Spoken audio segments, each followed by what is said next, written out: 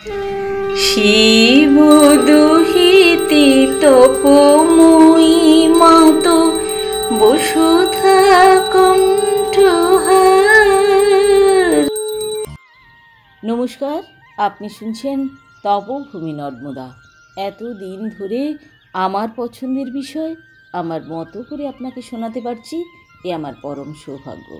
এই কয়েকটি এপিসোডে অবতারবাদ সম্বন্ধে বেশ কিছু কথা বলা হয়েছে। এই সম্বন্ধে বেদ কি বলেছেন না, এক আহম বহুশ্যাম বহু সৃষ্টিং প্রজায়েজ ইন্দ্র মায়াভি পুরুরূপ ইয়তে। অবতারবাদীরা অবতারবাদ সমর্থনের জন্য বহু স্থলেই এই মন্ত্রের আশ্রয় গ্রহণ করেন, কিন্তু এখানে ইন্দ্রের অর্থ কি? ইন্দ্র ব্রহ্মবাচক, তিনি তদ্দৃষ্টাৎ তদেবানুপ্রবিশৎ, এক তিনিই আছেন, আর কিচ্ছু নাই। তাহলে অবতার কোথা থেকে আসবে? এই সৃষ্টি, আপনি আমি সবই মিথ্যা, যেন একটা স্বপ্ন। সৃষ্টি নাই, জগৎ নাই। যথাপূর্বম কল্পয়ত, তিনি কল্পনা করেছিলেন, সবই কল্পনা। ব্রহ্ম ও মায়ার মধ্যে তৃতীয় কিছু নেই। ঈশ্বরই বা কোথায়? তার আবার অবতার। দেখুন, আমরা আমাদের হেরিটেজ সম্বন্ধে জানতে গিয়ে এক জায়গায় পড়েছিলাম, once one supreme God Brahma in him arose the desire to create many things, so the whole universe and human beings in it come to be. যাই হোক, দৃষ্টান্ত মাত্রেই সামগ্রিকভাবে ত্রুটিহীন নয়, যেমন রজ্জুতে সার্পভ্রম। বেদান্তের এই উপমাটি কেবল অধ্যাস বোঝাবার জন্য। এখানে রজ্জু ব্রহ্মা আর আমরা অর্থাৎ সমগ্র বিশ্বজগৎ, অধ্যস্ত বস্তু নিচয় হলো সর্প। এই ভ্রম কার হবে? যার হবে তার মনে তো সর্পের সংস্কার থাকা প্রয়োজন, কারণ যে অনুভব করবে সেও তো অধ্যস্ত বস্তুর অন্তর্গত। ব্রহ্মের জ্ঞান কি পূর্ব হতে থাকা সম্ভব? মনে যে সংস্কার নাই, তৎবিষয়ক ভ্রম বা স্বপ্ন কদাপি হতে পারে না। গন্ডার দেখেছি, সিংহও দেখেছি। এখন স্বপ্নের মধ্যে মন সিংহের মস্তকে খড়গ দিয়ে একটা কিম্ভূত কিমাকার জীব দেখাতে পারে। এমনকি এলাহাবাদের ময়দানে ভিক্টোরিয়া মেমোরিয়াল হলও দেখাতে পারে, কিন্তু উভয় স্থানই পূর্বে দেখা চাই। অন্তত উভয় স্থান সম্বন্ধে পুস্তক বা লোক মারফত কিঞ্চিত শ্রবণ করা চাই, তবেই তো স্বপ্নে দর্শন সম্ভব। যেমন ধরুন, কাশীর কোনো গৃহে নিদ্রিত এক ব্রাহ্মণ দেখেছেন, ব্রেন সেন্টারে মন একটি সূক্ষ্ম অনুবস্তু। সে স্বপ্নের জাল বুনে চলেছে। স্বপ্নে ব্রাহ্মণ দেখেছে সে হরিদ্বারের কুম্ভ মেলায় গেছে। অনেক সাধুসন্ত দর্শন করতে করতে এক মহাত্মার নিকট গিয়ে বসল। ব্রাহ্মণ তাকে বলল, আমাকে ঈশ্বর সম্বন্ধে কিছু উপদেশ দিন। মহাত্মা বললেন, আচ্ছা দেখি, ঈশ্বর কে? জগৎ কে? এবার তিনি ধ্যানস্থ হলেন। একটু বিচার করলেই বোঝা যাবে যে ওই মহাত্মা যতই ধ্যান করুন, তার পক্ষে ঈশ্বর এবং জগৎ সম্বন্ধে কোনো ধারণা করা সম্ভব হবে না, কারণ সমস্ত ঘটনাটাই অ্যাবসার্ড। মনে রাখতে হবে, সমগ্র ঘটনাটি তার কাশীস্থ স্বগৃহে শয়নপূর্বক নিদ্রিত অবস্থায় দর্শন করেছেন। বাস্তবে ব্রাহ্মণই আছেন, আর কেউ সেখানে নাই। তাঁর স্বপ্নদৃষ্ট হরিদ্বার, কুম্ভমেলা, সাধুসন্ত, মহাত্মার কথোপকথন এবং ধ্যান সবই মিথ্যা। তাৎপর্য এই যে একমাত্র ব্রহ্মই আছেন, আর কেউ নেই। অজ্ঞাত ও বিকারের ঘোরেই অজ্ঞরা অবতার দেখছে। এবার মহাত্মা বলে চলেছেন যে অপূর্ব ব্রাহ্মী স্থিতির একটি ঘটনাবলী শুনুন। আমার মতে সোহম স্বামীর মতো এত বড় তত্ত্বজ্ঞ আচার্য শঙ্করের পর আর কেউ জন্মাননি। সেই সোহম স্বামীর ভগ্নী স্বয়ংভাতী দেবী ছিলেন ব্রহ্মবিদুষী, গার্গী এবং সুলভার সমগোত্রীয়া। একদিন তিনি একটি খাটিয়াতে শুয়েছিলেন। কাশীতে প্রচণ্ড শীতের জন্য সোহম স্বামীজির ধর্মপত্নী খাটিয়ার পাশে একটা উনুন রেখেছিলেন। ভাবাবস্থায় তাঁর একটি পা উনুনে পড়ে যায়। কাঁচা মাংস পোড়ার দুর্গন্ধ পেয়ে স্বামীজির পত্নী স্বয়ংভাতী দেবীর ঘরে ছুটে যান এবং নানা প্রক্রিয়ার দ্বারা তার সমাধি ভঙ্গ করেন। সমাধি ভঙ্গ হবার পরেই স্বয়ংভাতী দেবী যন্ত্রণায় কাতর হয়ে পড়েন এবং অনেক হাহুতাশ করতে থাকেন। তা দেখে মা বলেন, ঠাকুরজি, তুমি এত বড় তত্ত্বজ্ঞানী, তোমার এরকম হাহুতাশ কেন? উত্তরে স্বয়ংভাতী দেবী বলেন, যার কষ্ট হচ্ছে সে যদি একটু হাহুতাশ করে আরাম পায়, পাক না কেন? এইরূপ অপূর্ব ব্রহ্মনিষ্ঠা এবং ব্রাহ্মী স্থিতির কণামাত্র আজকাল অবতার যুগাবতার নামে প্রচারিত তথাকথিত সিদ্ধপুরুষদের মধ্যে দেখতে পেলে ধন্য হতাম। মন্ত্রমুগ্ধ হয়ে প্রত্যজ্ঞানন্দজির কথা শুনছিলাম। সাধু আর কথা বললেন না, জপে বসলেন। আমরাও শুয়ে পড়লাম। এই মন্দিরের ভিতর আমাদের সকলের শয্যা সংকীর্ণভাবে এমনভাবে পাতা হয়েছে যাতে শরীরটা কোনো মতে নিজেদের আসনে পড়ে থাকতে পারে। মাঝরাতে ঘুম ভেঙে গেল। প্রদীপটি জ্বলছে। সাধু দেখছি তখনও একাসনে বসে। প্রচণ্ড গরমের জন্য ঘুম ভেঙে গেছে বুঝতে পারলাম। কিছুক্ষণ বসে থাকতে থাকতে অনুভব হলো বাইরের জঙ্গলের শোঁ ধ্বনি ক্রমে ওঙ্কার নাদে পরিণত হলো। জাগরণ নয়, নিদ্রাও নয়, এমন একটা অবস্থার মধ্যে দেখতে পেলাম মন্দিরের দরজা ঠেলে হাতে কমণ্ডলু নিয়ে বাবা ঢুকলেন। শিবলিঙ্গে জল ঢাললেন। পরে আমার হাতে কমণ্ডলু দিয়ে শিবের মাথায় জল ঢালতে হুকুম দিলেন। মগ্ন চৈতন্যের ভূমি হতে জাগ্রত চেতনায় ফিরে এলাম। দেখলাম ভোর হয়ে গেছে। সাধু গভীর নিদ্রামগ্ন। শিবলিঙ্গের উপর সদ্য জল ঢালা হয়েছে দেখে আমার মাথা ঘুরে গেল। পড়ে গেলাম। কতক্ষণ যে জ্ঞান হারিয়ে পড়েছিলাম জানি না। শুনতে পেলাম বাবার কণ্ঠস্বর। তিনি যেন আমার মাথার কাছে দাঁড়িয়ে আছেন। মূর্ছা যখন ভাঙল তখন দেখি চারদিক সূর্য কিরণে ঝলমল করছে। সঙ্গীরা সবাই নর্মদাতে গেছেন স্নান ও প্রাতঃকৃত্যাদি সারতে। আমিও কমণ্ডলু নিয়ে স্নান করতে গেলাম। স্নান করে ফিরে পূজা করলাম নীলকণ্ঠেশ্বর মহাদেবের। যাবার জন্য এবার প্রস্তুত হলাম। সাধুজি প্রত্যেকের হাতে কলা মিছরি দিলেন। আমি বললাম, এখানে কোনো সদাবর্ত আছে? তিনি বললেন, এটি ভয়ঙ্কর ওঙ্কারেশ্বরের ঝাড়ি। খেড়িঘাট পর্যন্ত একটি মানুষও চোখে পড়বে না। জঙ্গল মে শের ভাল্লু বগেরা জানোয়ার হই। সাধুকে প্রণাম করে আমরা হেঁটে চলেছি নর্মদা মায়ের পবিত্র নাম উচ্চারণ করতে করতে। স্বচ্ছ ধোয়া পলনাদিনী নর্মদা কখনো পাহাড়ের গা বেয়ে, কখনো পাহাড়ের চূড়া স্পর্শ করে অরণ্যের ঢালকে কোথাও বাঁ দিকে, কোথাও বা ডান দিকে রেখে আপন মনে বয়ে চলেছেন।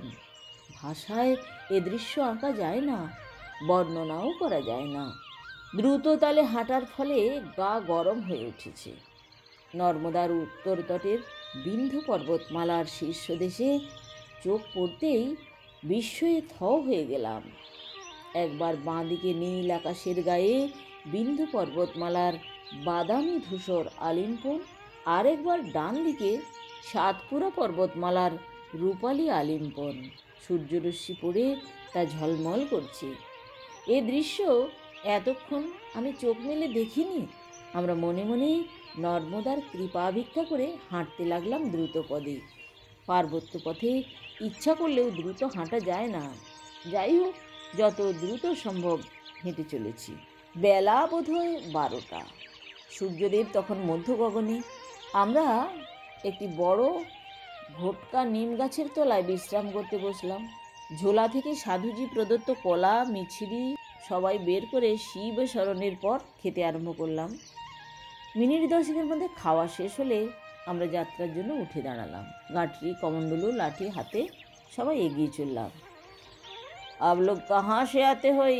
परिक्रमावासी होई? यही खेड़ीघाट है। आज गांव में 4-5 तो चीता जंगल से आकर हमला किया है। होशियारी से जावेगा। उत्तर तट की ओंकारेश्वर की झाड़ी यहाँ से प्रारंभ होती है और दक्षिण तट की झाड़ी यहाँ समाप्त होती है। इस घाट के समीप श्री नर्मदा जी पर रेल का पुल है। घाट का पास धर्मशाला और मंदिर भी है। লোকটির কর্কশ কণ্ঠস্বরে চমকে উঠলাম। নর্মদার দক্ষিণ তটস্থ এই পার্বত্য পথের বেশ কতকটা জুড়ে সারি সারি তাল ও শাল গাছ রয়েছে। আমরা সেই লোকটিকে শুক্রিয়া জানিয়ে তাড়াতাড়ি হাঁটতে লাগলাম। সন্ধ্যার আগেই মন্দিরে পৌঁছে যেতে চাই। অস্তগামী সূর্যরশ্মি নর্মদায় পড়ে নর্মদার গতিপথকে দূর থেকে মনে হচ্ছে যেন একটা রূপার চওড়া পাত পড়ে আছে।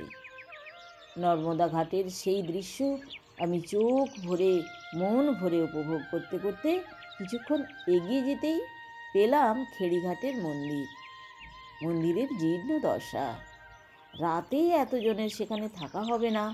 নর্মদার জলে নেমে স্নান করতে লাগলাম। স্নান জপাদি সেরে আমরা ধর্মশালায় এলাম। ধর্মশালার কোঠারি রঘুবংশ খুব আদরের সঙ্গে আমাদের ধর্মশালার ঘর খুলে দিল। ঘরটি খুবই পরিষ্কার পরিচ্ছন্ন। কোঠারি ঘরের মধ্যে দুটি মোমবাতি জ্বেলে দিলেন। আমি ধর্মশালা থেকে বেরিয়ে নর্মদার বাঁধানো ঘাটে একা একা বেড়াতে লাগলাম।